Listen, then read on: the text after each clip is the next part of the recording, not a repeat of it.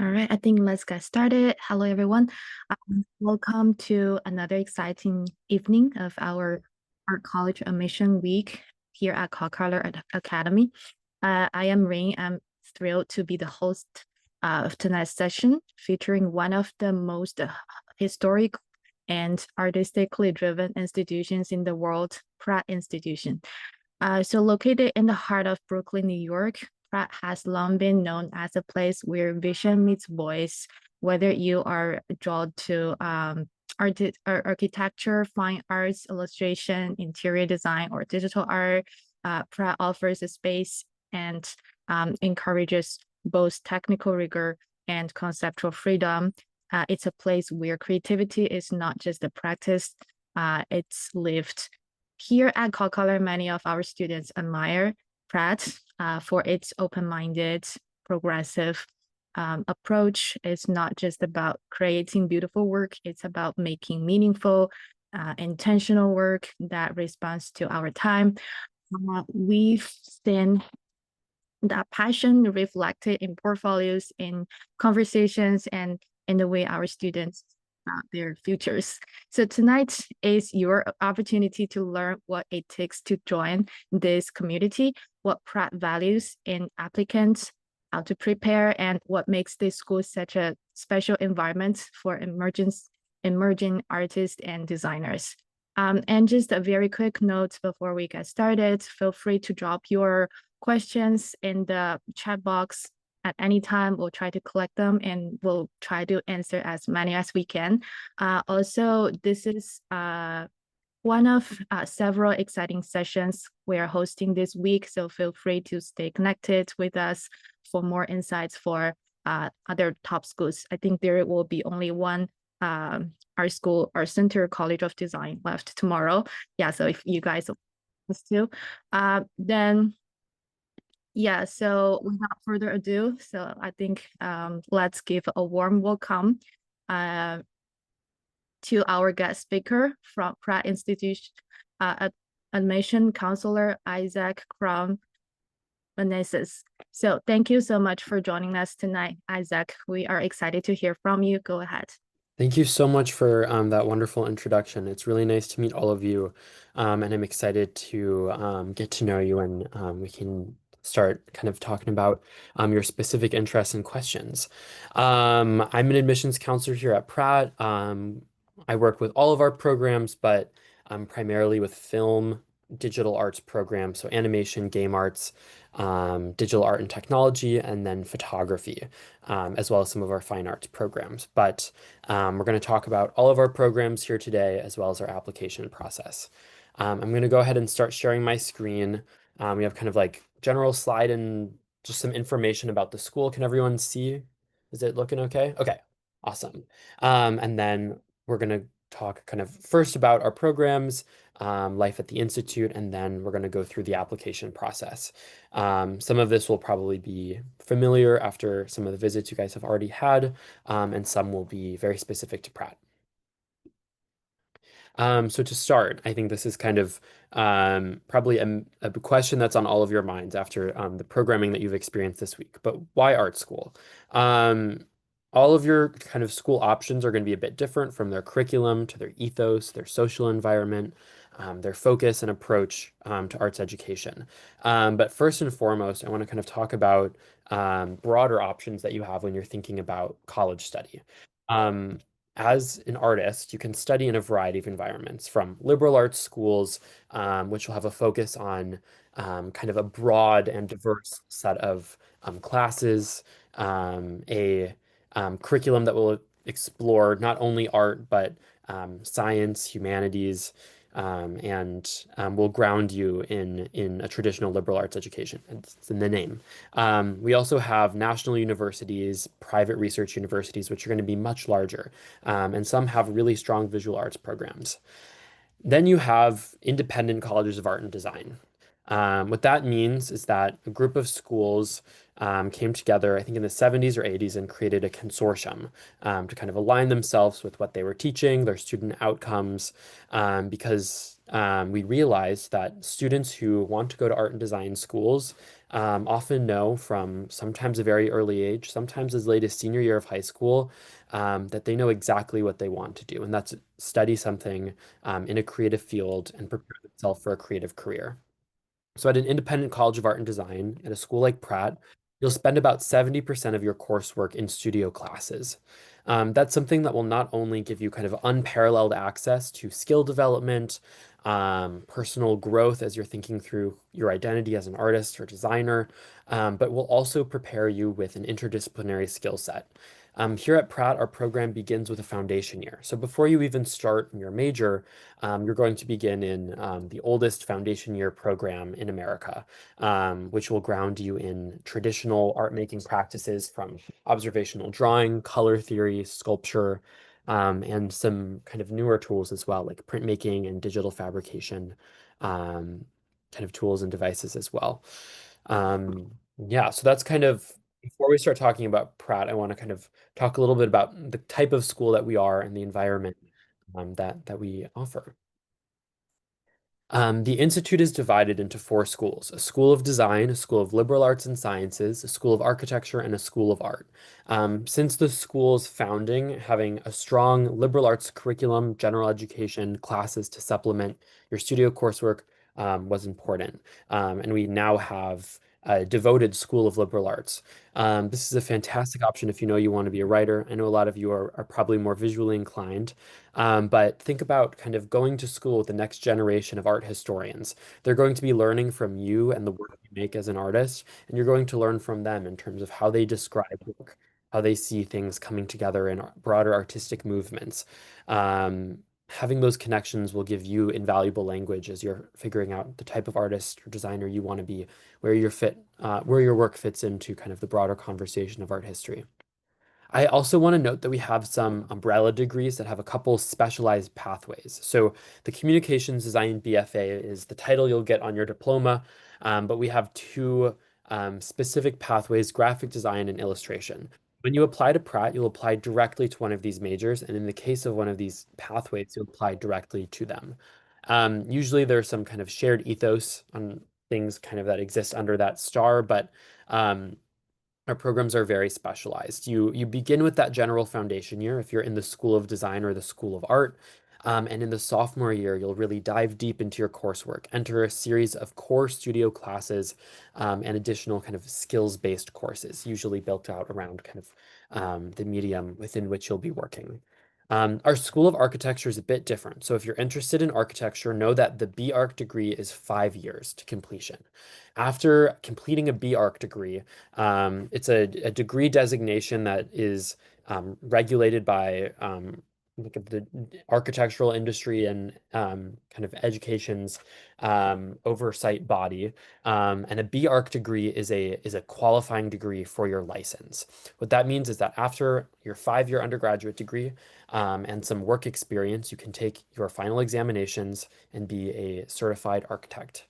4 year architecture undergraduate programs will not lead to this outcome. Some people will study in a 4 year program. Some people will study something completely different and then go through a 3 year M.Arch degree. So if you know you want to be an architect, you can either go the 5 year undergraduate route, or you can go something that at minimum will be around 7 years to kind of reach that same point of a terminal architecture degree.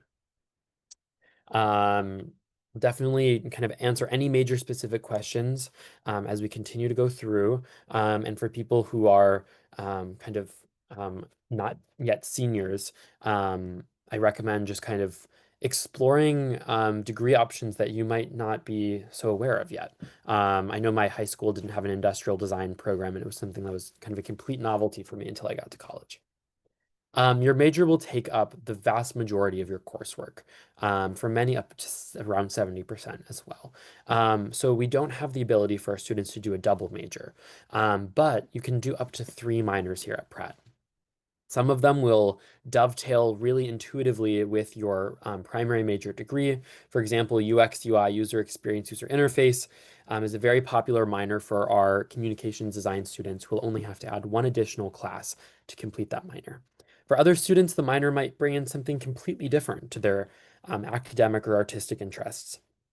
You can think of our painters who might do a philosophy or psychology major to kind of stimulate their learning and minds in a completely different way.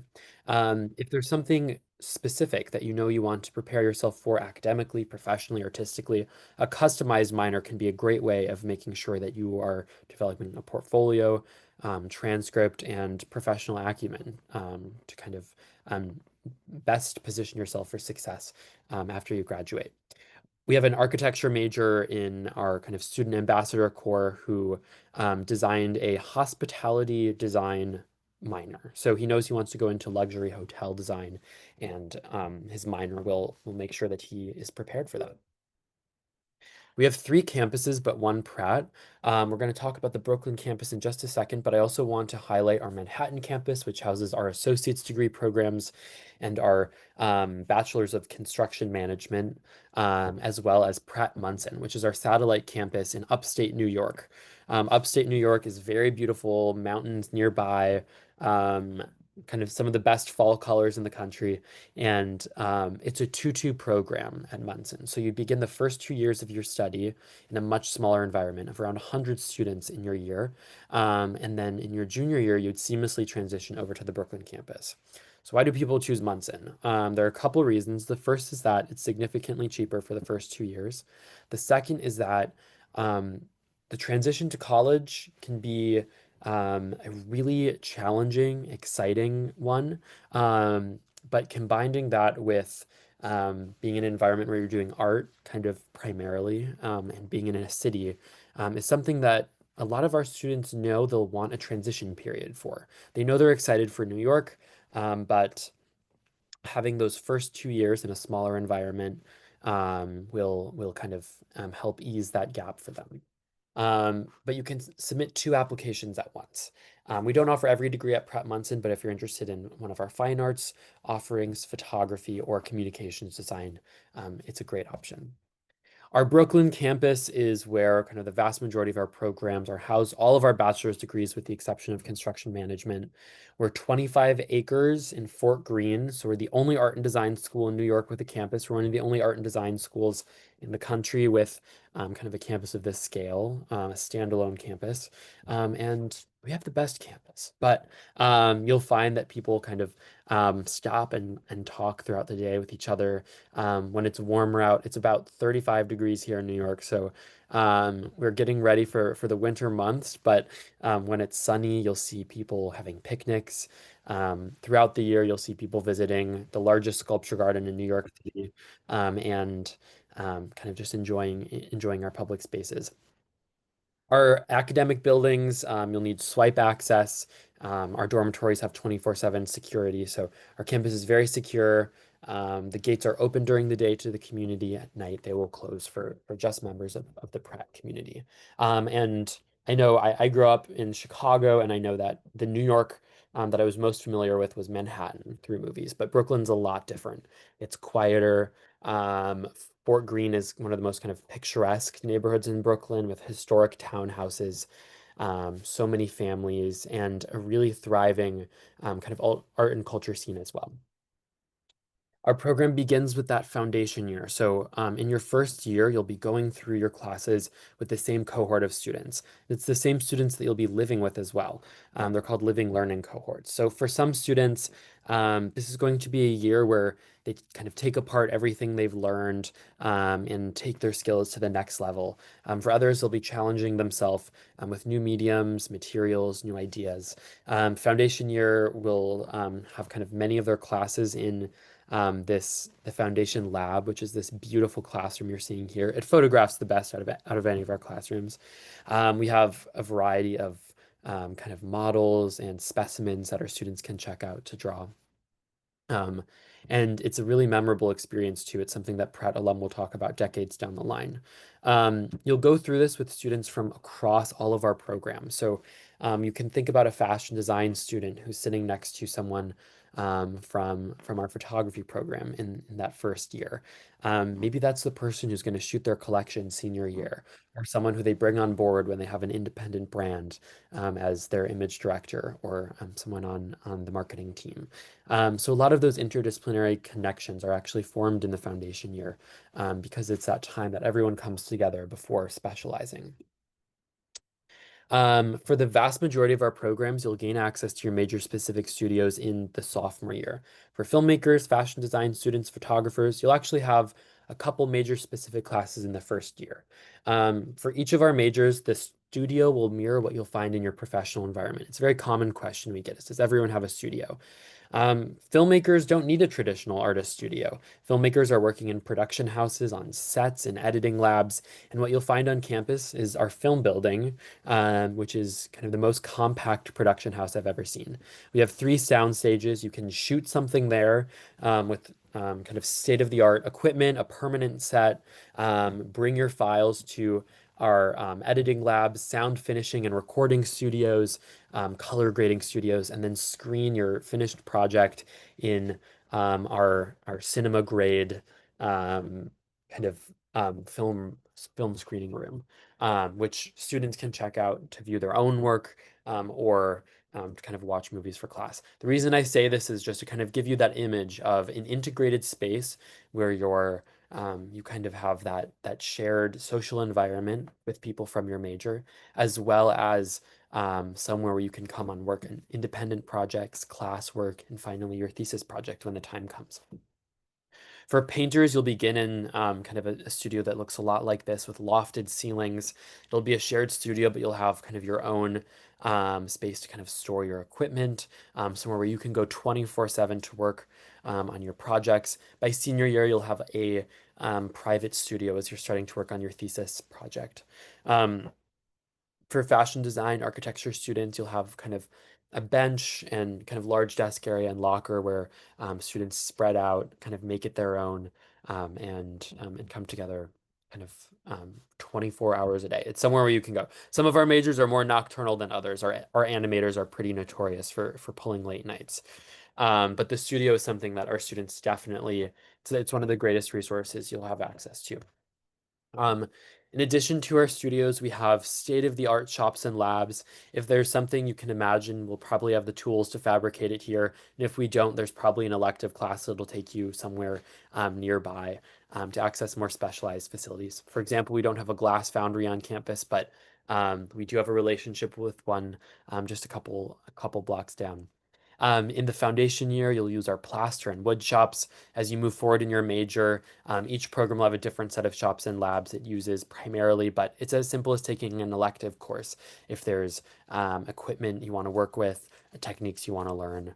One of my favorite things in college was learning how to weld. It's something I totally did not see coming, but something I miss every day. And these are not open 24/7. We don't want our students around spinning blades at 3 a.m. when a project is due the next day, but it's somewhere where you'll have professional support whenever you're in one of these spaces. So a member of our technical team will be with you, teaching you how to use the equipment, making sure you're kind of taking advantage of its capabilities, using it safely, as well as helping you workshop your creative ideas.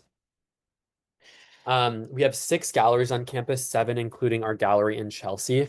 This is where we come together to celebrate our community work. And in springtime, we'll shift gears for thesis mode. In the fall and winter, students can actually pitch their own group shows, so you can pick up some exhibition lines on your CV before senior year even. We also have guest artists. Faculty will present their works. You can see what they do when they're not teaching. And alumni will have shows as well.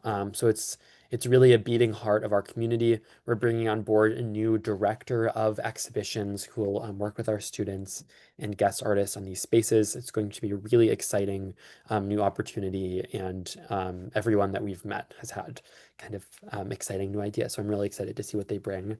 In springtime, most of these galleries will transition for thesis shows. So if you're a photographer or painter, the culmination of your time with us will be a solo exhibition in one of our galleries. For our filmmakers and animators, they'll present their work in our theaters on campus and in leading art house theaters in New York, like the Brooklyn Academy of Music. Um, our fashion students and design students will present their work in a huge expo. We turn um, our rec center, which is the third largest recreation space after Madison Square Garden and the Barclay Center in all of New York, which is, I think, the craziest Pratt fact I know. We turn it into a huge expo. Employers, alumni will come to this, and it's often where you'll hear Pratt students landed their first job or their first commission. We also have a runway show, so some of our graduating seniors will present their collections at kind of we get a huge event space, and they will kind of have their own solo runway show. We'll invite journalists, and students will have their own write-up. So as a 22-year-old designer, students have had write-ups in like Elle magazine and Glamour and kind of top publications, as well as for some of our other thesis shows. But that's kind of the hottest ticket event. Your thesis project is really the bridge to professional life, the next steps you'll be taking. Um, for film students, some of them will present their work at leading festivals.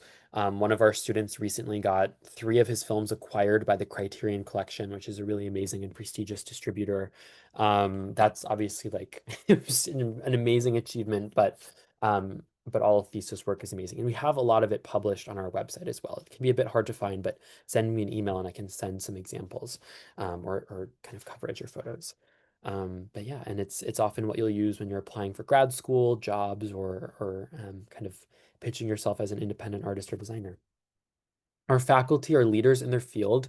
Many of them are actually part-time with one foot in the industry and one foot in the classroom. We want to make sure that you're learning from people who have an up-to-date account of everything that's happening in your field. That looks like film professors who are presenting work at the New York Film Festival, able to bring students into workshops and screenings, faculty who will have solo exhibitions at leading New York galleries. One of my student workers was telling me that her favorite writing professor was an editor at the New Yorker magazine for years, before kind of shifting gears and starting to teach and bringing everything that she learned in the industry back to the classroom. 90% of Pratt students will do an internship. Sorry, real quick. Our classes are capped at 15 students too. So that's another benefit of studying at an art and design school, especially at Pratt.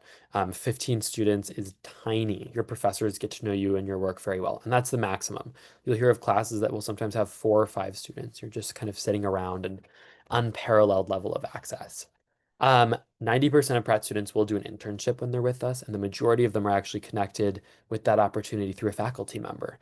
This is a set of places our students worked at just this past year.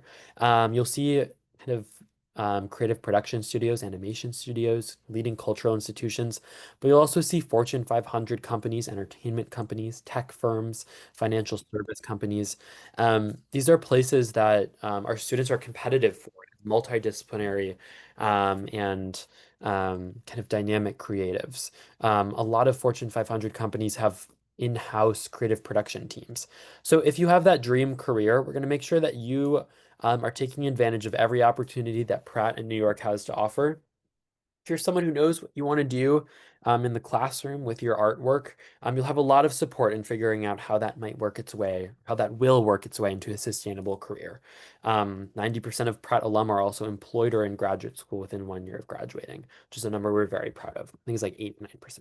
Um, and my last kind of note there is we have a Center for Career and Professional Development as well. So that's kind of who manages a lot of our formal recruitment. And the creative industries are very networky. And the Pratt network runs deep throughout New York, which is definitely the capital of our nation's art and culture industries. So our students have kind of a back door into kind of most things they're interested in, just by virtue of being a Pratt student. The Pratt ID, you also gain free access to every leading cultural institution in New York. And New York's really easy to get around. Actually, right before coming here for this presentation, I was at the Brooklyn Museum, which you can see down here in the lower right, to see a really exciting photography show I've been looking forward to. Brooklyn's also very green. It's not kind of the bustling city all the time. Some parts of it are, but we have Prospect Park, second only to Central Park in terms of square footage or acreage, and Fort Greene Park, which is really close to campus. So if you need some time with some trees, there won't be any redwoods and we don't have mountains, but if you want some time in kind of natural spaces, it's really easy to kind of access that. In addition to an exciting city full of incredible opportunities and a full calendar of events, our students have a really balanced quality of life. We have 120 clubs. It's really easy to start your own. You just kind of pitch it to Student Life. You get a couple friends to sign on and a faculty sponsor, and you can get some funding for your own club. We also have D3 athletics with everything from equestrian to cross country, basketball, volleyball. Some students will know that they're interested in sports kind of when they apply. Others will walk onto a team later down the road. But kind of whatever your interests are, we'll make sure that you're taking kind of care of yourself as you're going through that transition. Some of our clubs will be professionally oriented. We have an animators club that just went to a festival in Montreal for some networking, getting a sense of the kinds of projects that are kind of getting funded and screening, and an opportunity to meet people from the industry. Others will be completely recreational. We have a book club that everyone who signed up gets all the books for free delivered to their dorm, or they go and pick them up in the student union. So just kind of having that kind of conversation group to help keep you reading in college. College is a time where you're learning so much and you're reading so much that it was like the one time where I wasn't reading for fun as much. So having that kind of built in and I know is something that a lot of people are really excited about. We have two types of study abroad opportunities, exchange and faculty led. The main difference is you're either travel to a partner university somewhere abroad or go with Pratt professors and Pratt students. Our architecture students have been going to our campus in Rome for decades. We're the longest running American architecture program in Rome, but saying that anything American is the oldest in Rome is a bit of a fool's errand. But our students will go to Rome in their junior or in their fourth or fifth year, um, third or fourth year, I guess, for architecture students. They will kind of immerse themselves in Italy, learn about human building practices from Neolithic times until now for an entire semester. And it's usually what sparks kind of that thesis interest they'll end up focusing on for an entire year. But each program will go somewhere different and it can change from year to year too. If there's something you're interested in that we don't already support, if you're bringing in language skills or develop them, you can actually submit your own program for the study abroad office's review. Housing is guaranteed for the first 2 years. After that, it's a lottery system, but we do our best to accommodate everyone. And we have kind of some first year dorms. They're pretty typical. I mean, you can see you have a mini fridge, bed, your kind of storage. On each floor, we'll also have, on each floor in each building, we'll have kitchen access as well. So if you're homesick, you want to make a favorite family meal, you can get some people together and do that. But it's really kind of where a lot of that community forms. Over 90% of people live on campus in the first year, around 93%. And in the end, it ends up being about 50-50 by senior year. So a lot of people will stay for all 4 years. Others will move to surrounding neighborhoods like Bed-Stuy, Crown Heights, or just a couple blocks away. So kind of whatever you're interested in, kind of there are many options available. Okay, there's a lot of information, but I'm going to shift gears and start talking about application materials. And I know you guys have probably heard a lot about kind of different portfolio requirements. I'm going to walk you through Pratt's, and if you have any questions, this is kind of something where I know people have some more specialized questions. We'll try to get through everything today, and if we can't, I'm happy to follow up via email or in a meeting in the next couple weeks. For people who are applying this year, the early action deadline is right around the corner. Time has completely flown by, but it is here on Saturday. So if you're ready, early action means that you'll hear back before Christmas break. But there's no kind of benefit if you know you need some more time. So for seniors who want to kind of finish up some pieces they're super excited about, or who know that they want some time to just get their things in order, waiting for regular decision can make a lot of sense as well. We have rolling admissions, but it says space and scholarship are available, so I really don't recommend it.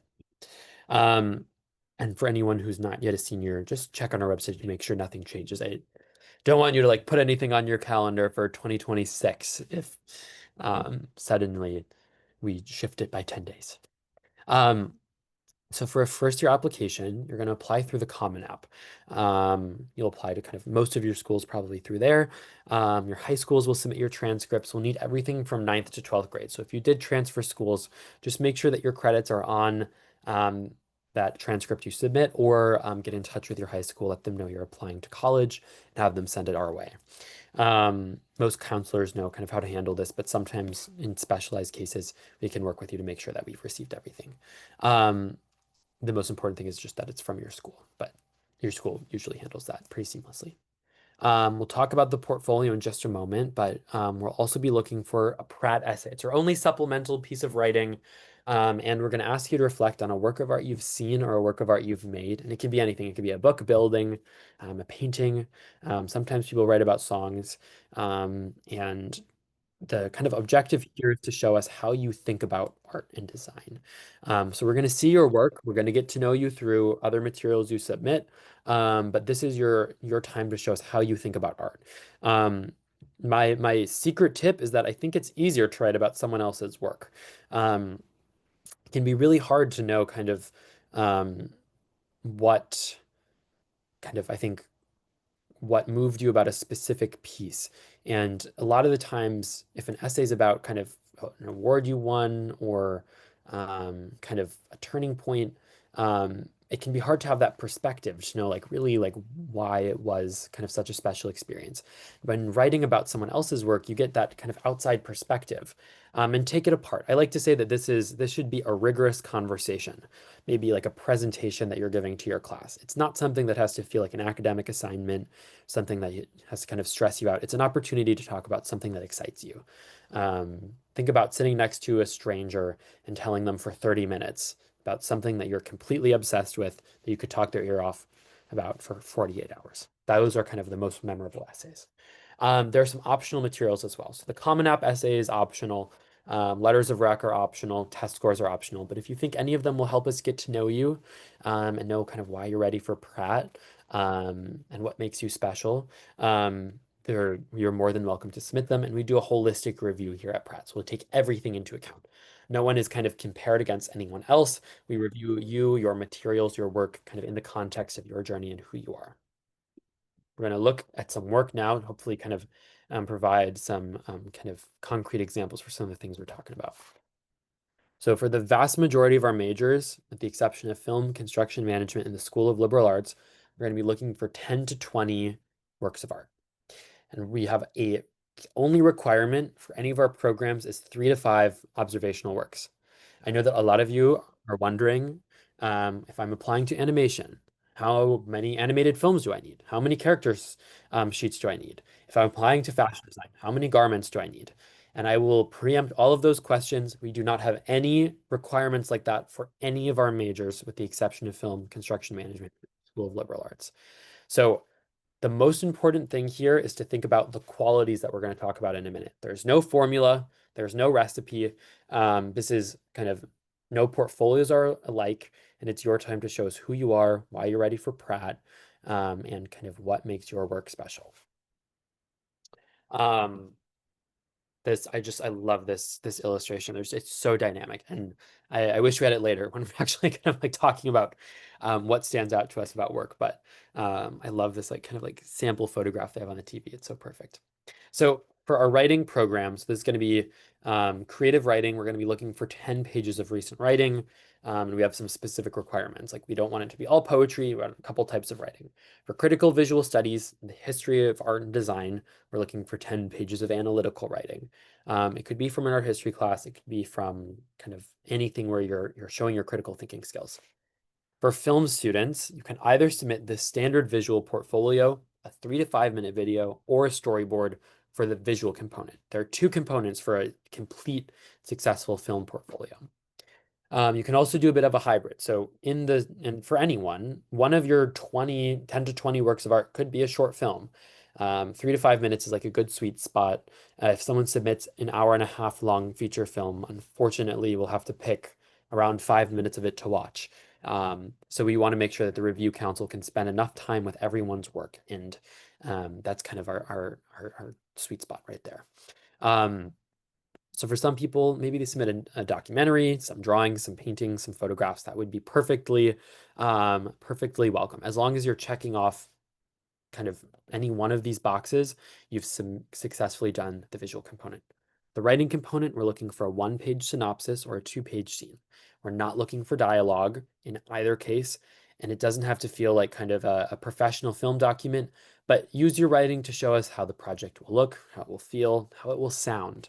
Um, One of my favorite filmmakers says that the sounds of a film come to her before the image does, which is really unique. So I like to kind of remind people that a film is both sound and image. And for the writing component, you want to tell us the story, but you also want to give us a sense of kind of the tools you'll be using in making it. Okay. These are the qualities our strongest portfolios share, and this is superlative work from over the years. These are our favorite pieces for a variety of reasons. So the first is observation. It's the only requirement we have, and it's a good starting point. We want to see you respond to the world as it exists from kind of from life with traditional materials. So you can either do a still life drawing, figure drawings in a range of styles from something that's kind of stylized, almost kind of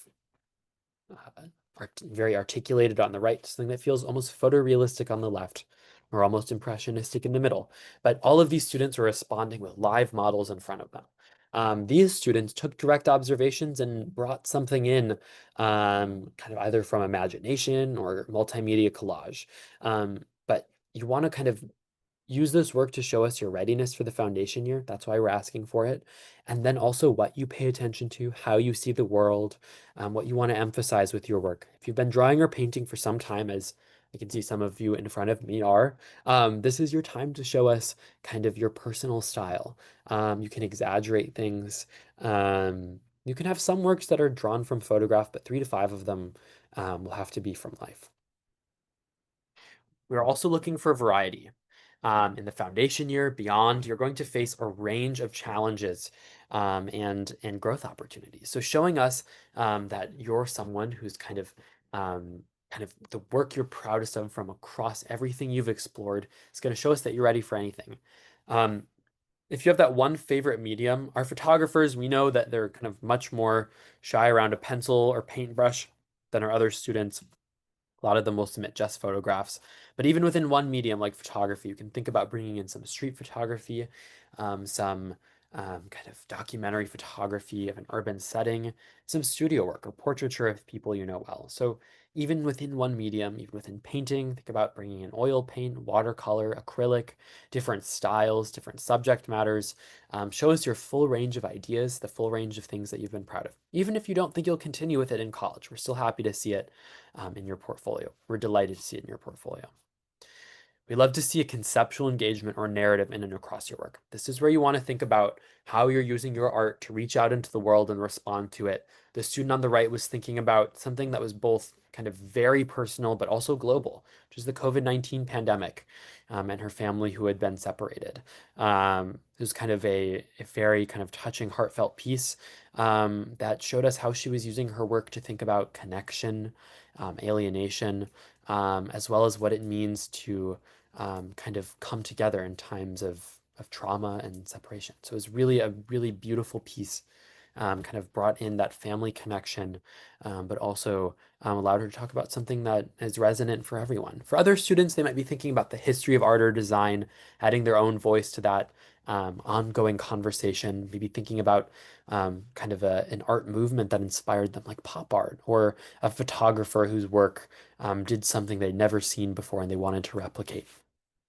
Um, this is also a good point to talk about documentation. So being in a studio environment, I know you'll have kind of some support with this, but making sure that you're taking clear photos of all of your work as you go. I have a personal horror story for you, and I hope that it doesn't happen to any of you. In high school, I had a portfolio like zip up with all of my prints. My family moved, and in the move, it disappeared. Someone did not know what it was, and I lost like 3 years of artwork, and I didn't have any portfolios to submit for my my college portfolio, and I don't have any of my high school prints now. So take photos as you go. You never know what could happen. We hear the craziest stories. So just take time, kind of as you're going through your classes, your time in the studio, set it against a clean wall, just take a clear photograph, and that'll be enough. It doesn't have to be kind of professional. It just has to look intentional, clear, so it focuses on the work you did, not the blurriness of an image. If you have a sculpture, think about setting it up in an environment that activates its most interesting qualities. If you're a fashion designer, photographing your work on a model, setting up an editorial photo shoot to kind of draw out its most interesting qualities can really elevate your work. Lastly, you want to make sure that you and your personality are coming through in your portfolio. Your portfolio should be distinctly yours. You're going to get a lot of help and advice along the way, but the most important thing is that when you look at it, you know that no one else could have done anything quite like it, that it represents who you are, the work that you're proudest of, stories that only you can tell, identities you hold, and first and foremost, that without ever meeting you, we would get a sense of kind of who you are, what makes you tick, and what makes your work so special. We love to see sketchbook work, but it should not be the entire portfolio. People sometimes do a flip through video or make a PDF of some of their favorite pages, but it can be a more immediate way of bringing some of that direct observation into your portfolio as well.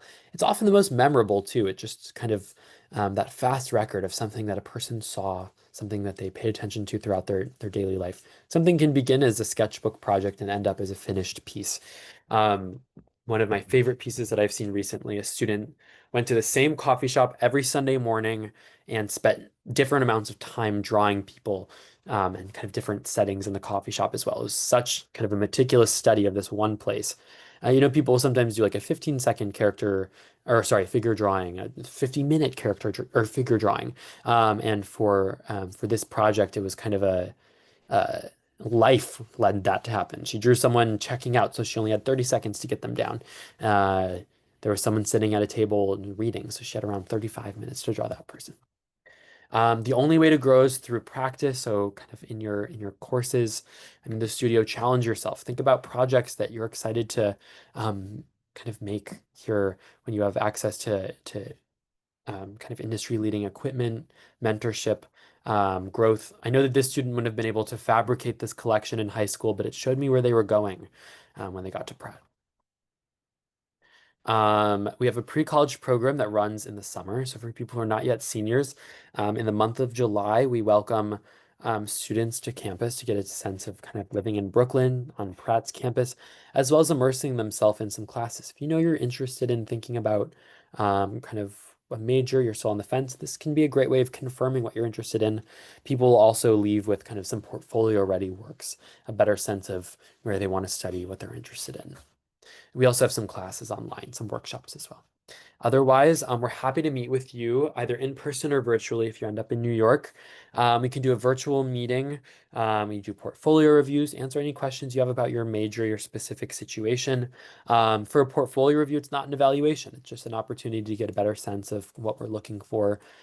People often leave with either kind of a structure for their portfolio, or sometimes even we'll leave you with some assignments if there's some things we think will take things to the next level. It's for your benefit. There's no grade at the end. It's just so kind of you can have some more confidence taking that next step. And kind of you'll make sure you have contact information.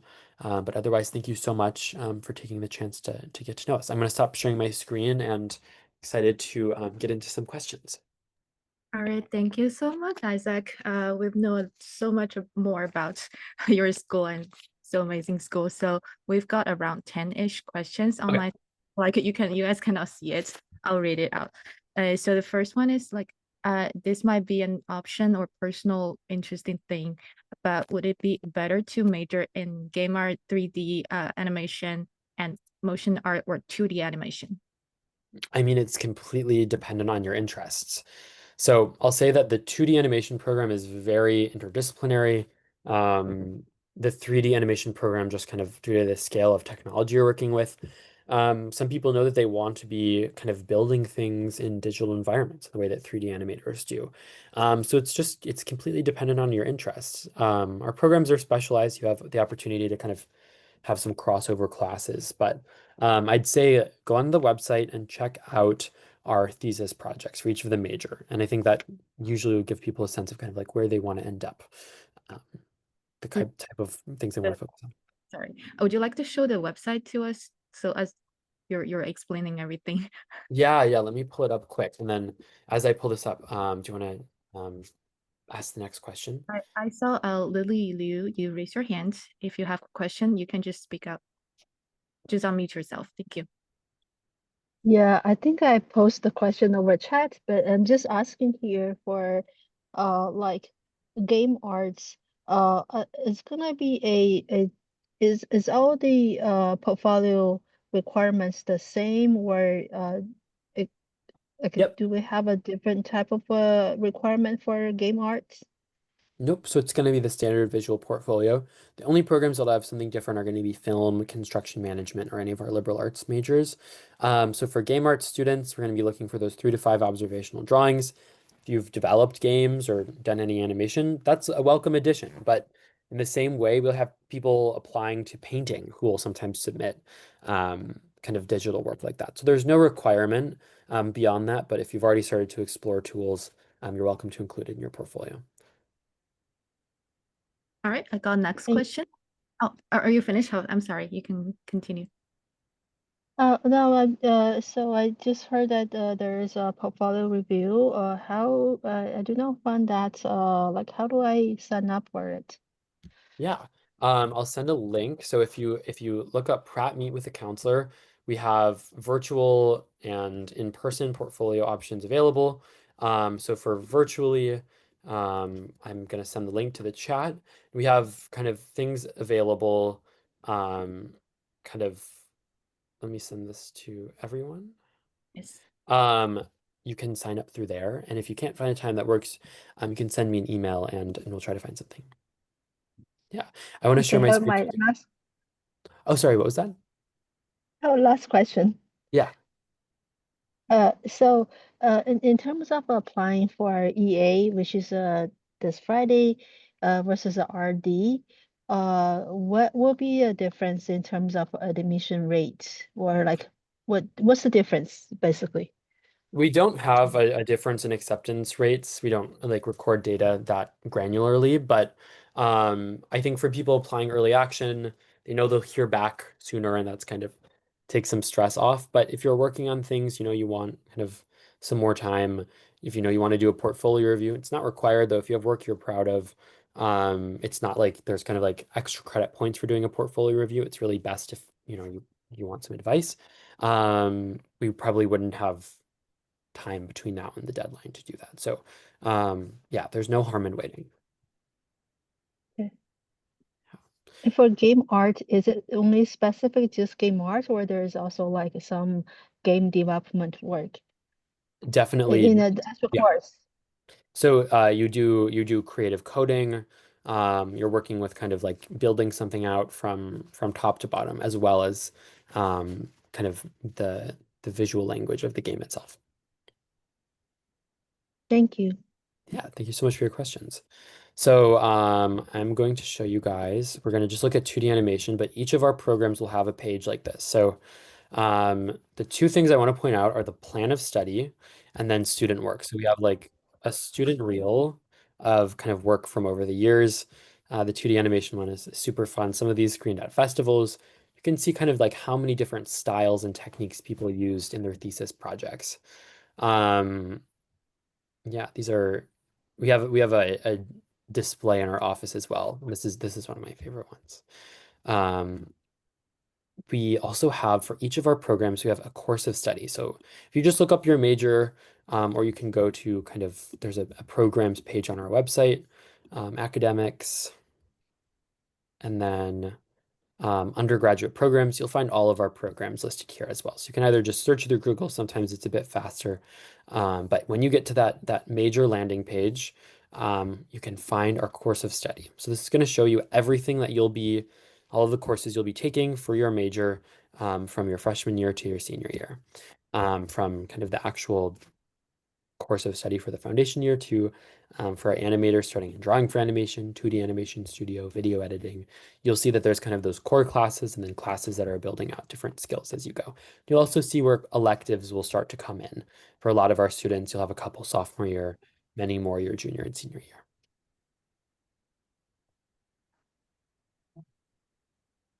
All right, thank you for your question. Then the next one gonna be, what are the career options for students major in fine arts?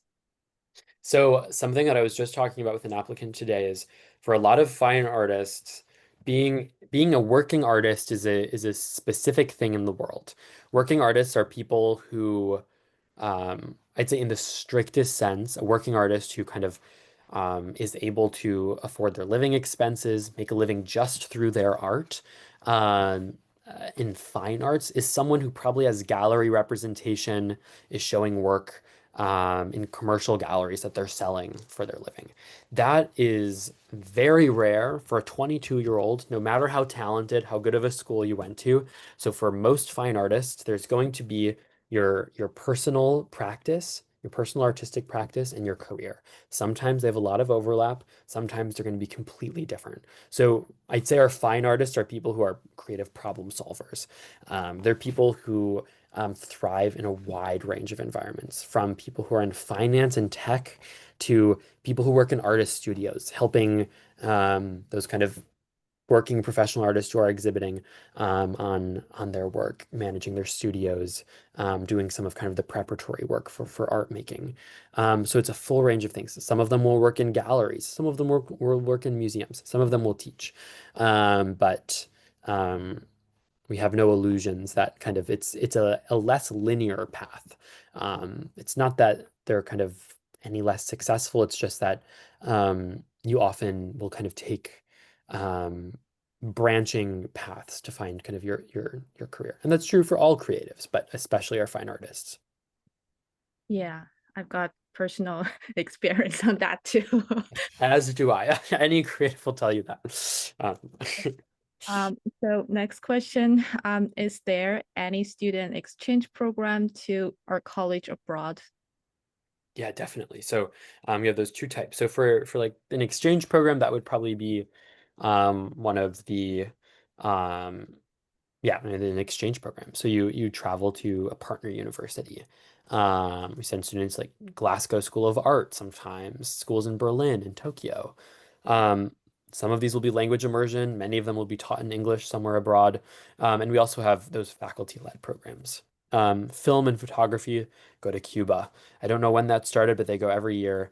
We also have break trips and semester-long programs. So for some students, they'll go for an entire semester. For others, they'll go during winter break, spring break, summer vacation. Sounds so cool. Okay, so our next question gonna be, do the observation drawings have to be made with a traditional medium? Versus digital, is that Yes. the second side?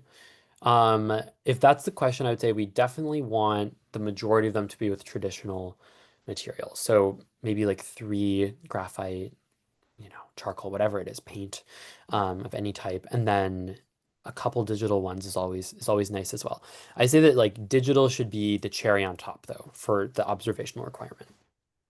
All right, thanks. So next one, you probably already covered that, but that's from the oh yeah, from Lily Liu. So can I skip that one? It's like a for the game art requirements. Okay. Yeah, so next question gonna be, is the portfolio of fine arts major same as architecture major? Yep. So for architecture students, I mean, that's the kind of thing where for students who have work in their major, it's not that you can't submit it. It's just that when we think about those qualities we're looking for, you can think about them like buckets. Everyone needs that observational drawing bucket. For the variety, the story, the concept, maybe work related to your major falls into one of those. For a lot of our architecture students, the kind of like spatial projects that you work on in a pre-college program or in studio or classes, those might fall into the kind of conceptually driven work or the variety category. So we do have people applying to the architecture program successfully that only have prints, paintings, and drawings, and photographs. Others will have kind of the work they're proudest of is related to architecture. Cool. Okay, so next one, is there any summer program? Yes, our pre-college program. That's nice. Like, can you just elaborate a little bit more? So for the pre-college, you're living on campus. I'll send like a link. You're working with Pratt faculty. You get to choose a major for the summer. Oftentimes people will make friends that they're kind of keep throughout their time at Pratt. And you get a sense of kind of like New York life. So if you know it's going to be, you get to start to explore earlier on. There are field trips. It's a really fantastic experience. And you'll earn 4 college credits, which kind of more than anything will just kind of give you that experience. Cool. Okay. Our next question. How recent do the artworks have to be for the portfolio? The reason she's asking is because she's only a freshman and she's asking, Mm. yeah, she can just submit something she made right now. Yeah, I mean, I'd say like take photos of everything, run under the assumption that something you're making now might be something you want to include in your portfolio. And also just to kind of track your own development. It's really nice to have photographs of your own work. Generally, we like things that are kind of like at most 2 years old, but sometimes I'll meet with someone and they never worked with charcoal again after their freshman year. They became an oil painter. But they're really proud of one kind of charcoal drawing they did. So I'd say like you should probably expect that you're going to be making works that you're prouder of, that show skill development. You learn so much in those 4 years. But if there's something that really stands out that was kind of special, you never replicated again, you can definitely submit it. But you will want the majority of your portfolio to be a lot more recent. All right. So based on my understanding, it's like you just choose your best works to submit, Yeah, right? like best and most recent. So it's like if something was like one of your best, maybe like a couple pieces are a bit older, that's totally fine. The majority of your portfolio should probably be from your junior, senior year. Also, the most recent works probably just be the best works of yourself too. That's also probably true in vast majority of cases. Yeah, you know. So, next question, can you provide a little more data about the industrial design program? What do graduates typically end up doing? So our industrial design program is not kind of industry specific. So people will go into a range of industries from kind of aircraft, automotive, different kind of design industries in the States will have different kind of focus points. So if you want to be an automotive designer, you probably have to move to Detroit. But if you want to work on kind of furniture, lighting design, New York has kind of amazing design studios. So people end up anywhere from kind of like ateliers, small, very specialized studios to kind of industrial design firms and leading industrial design firms as well, leading furniture design firms. You're exposed to everything throughout the program, and students kind of will end up finding their specialties themselves, kind of as they go through it. Um, yeah, I hope that's not too nebulous, but it's a very interdisciplinary program, and it gives our students the opportunities to try things before kind of finding their specialty and their niche. All right, that makes sense. Next question, can I apply for more than one majors? So you can submit a primary and a secondary application, but they have to be to 2 different campuses. So to apply to more than one major, you would select one as your primary option, and with that, a campus as your primary option, and the other would have to be somewhere else. So for some students, it's often Pratt Brooklyn, Pratt Munson. Someone might apply as a painting major to Brooklyn and a painting major to Munson. Someone else might know that they're kind of still deciding, and they might apply to industrial design on Pratt's Brooklyn campus. It's the only Pratt campus that offers industrial design, and sculpture on Pratt Munson's campus. I will also note that our programs have the same first year. So if you're split between things, the vast majority of them, you're going to go through the same series of classes anyway, and you can change your major pretty easily. The exceptions are where you have major specific classes, so filmmaking, photography, and fashion design and architecture. All right, thanks. So next question, probably from one of our teachers, like we're preparing portfolios for students. Like as you mentioned about the variety you're looking for in their portfolio. Also, do you also look for, like the consistency of their language, their or styles, topics? So what is the balance? I mean, all of the work should feel kind of like unmistakably like theirs. They're often kind of common motifs, styles, that come through, but the whole portfolio should definitely not be about kind of like one theme or in one style. We want to see kind of a full range of interests. So in a, like an IB or AP class, or kind of just sometimes people find their obsession. People end up having like 10 or 15 works about one theme. And the portfolio, I like to say, like, that is a great experience for preparing for a gallery show, preparing a professional portfolio for a specific project. The portfolio for Pratt is going to be your retrospective. It's going to be where we see kind of everything you've worked with, your full range of kind of interests and skills. Would that be like like something made not by a single person, but looks like a bunch of different styles or made by different people, you know, that a problem? Like, I mean, in the sense of like, would that be something that we would be worried about? Yeah, Um, Not usually. I think like students' voice and style still can kind of like come through across yeah, like different very works. The yeah. most, yeah, it's more just like you want to be talking about kind of different ideas, different concepts across your portfolio. You don't want it to all feel like it's kind of about one thing or within one medium. I see. Okay, that makes sense. Okay, I got another question from students. For fashion design, would there be any differences in the portfolio requirements? Nope. Same, same as. We don't recommend submitting croquis. So some schools will be looking for kind of like garment design like that. Some schools will look for finished garments.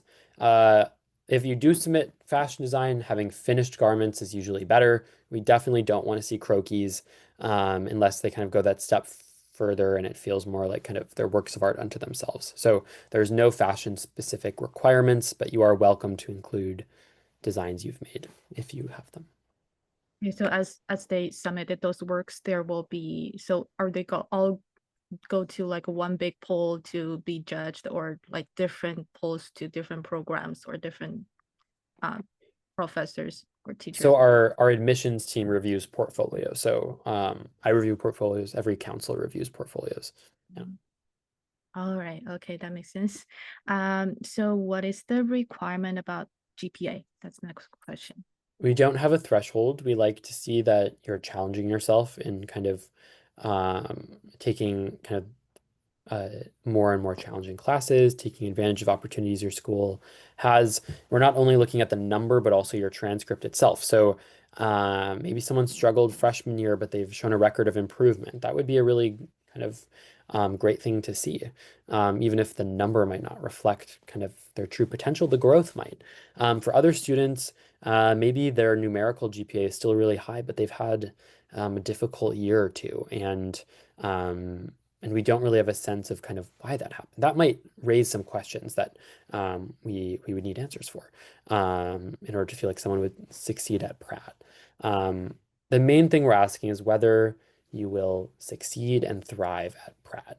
And we're looking at both your portfolio, your academics, as well as kind of who you are, experiences you've had to get a sense of kind of that readiness and that trajectory.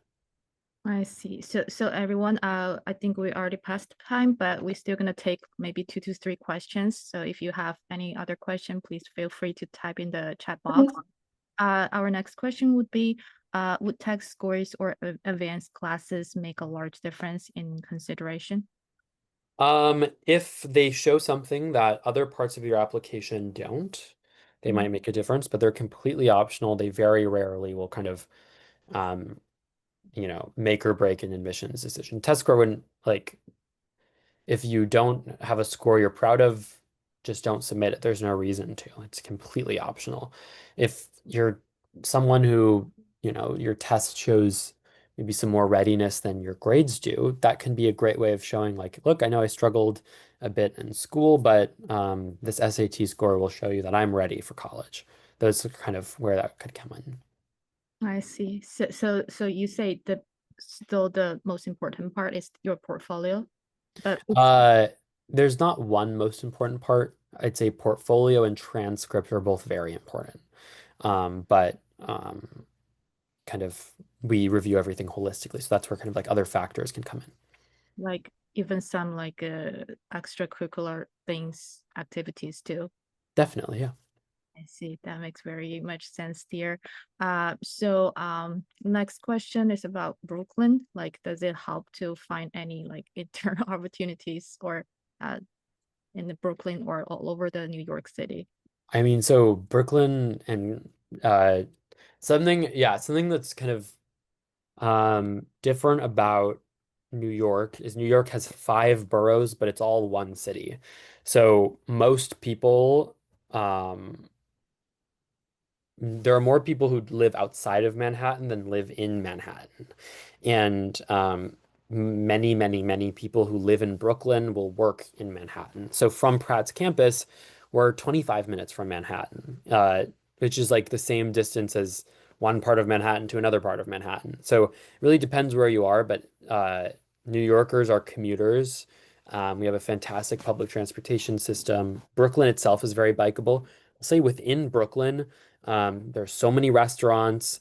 When you're a bit older, there's so much nightlife, there's music, there's so much art, and there are many kind of different neighborhoods that each have their own kind of character and history, like Williamsburg and Clinton Hill, Crown Heights, Bed-Stuy, like just kind of within a 15-20 minute bike ride from campus, you can experience so much. And then all the way out until Flushing in Queens. There's yeah, Brooklyn and Queens are kind of like one continuous borough, and there's so much to do. There's so many opportunities, but it's not like Brooklyn is kind of something that's like removed from Manhattan. It's just a series of neighborhoods that are across the river. I see. Okay, so we're gonna read the last question. It's about interns again. So does Pratt provide any intern opportunities for students? So Pratt offers kind of like a hosting of opportunities specific for our students. Recruiters will come to campus. People will work with the Pratt community to hire people. I can tell you right now, I used to work at an art gallery, and my mentor there texted me and said he wanted to hire a Pratt intern. So we'll have a job posting, and the departments will put forward their students. But a lot of that is kind of those informal networking opportunities. So the Career Center just sent out an email, and it's a crazy statistic. 80% of jobs are never posted publicly. So most hiring that happens, especially in art and culture industries, is relationship based. It happens through people's networks. So more than anything, Pratt will give you access to the Pratt network and the skills to take advantage of it. We do have opportunities that are posted. The departments will have specific things, but a lot of that is kind of through the relationships you form. All right, so that is actually the last question. So thank you, Isaac, so much for the inspiration, presentation we got today. We truly love to hear from your story and how we even more obsessed with your school right now. So everything you shared with us was very insightful, and also was full of beautiful details we never expected before, and then so much amazing details, so inspiring. So thank you so much for tonight's lecture, for the presentation, also the Q&A session. So we'll let you go now, but please note we'll probably gonna secretly start to apply for your school. Yeah. Thank you so much. And yeah, please, anyone email me with any questions that we couldn't get to. I'm happy to connect and set up a portfolio meeting too. I think we have about 8 people who registered. So for everyone else, just make sure you fill out that link so we can know that you guys took the time to get to know us. But thank you so much. And thank you so much for facilitating this. It's really great to meet you. Yeah, You have a thank you nice for evening. joining us for today. And we still have one more lecture tomorrow, which is from the Center College of Design. Okay, thank you very much, everyone. Tonight, have a good night.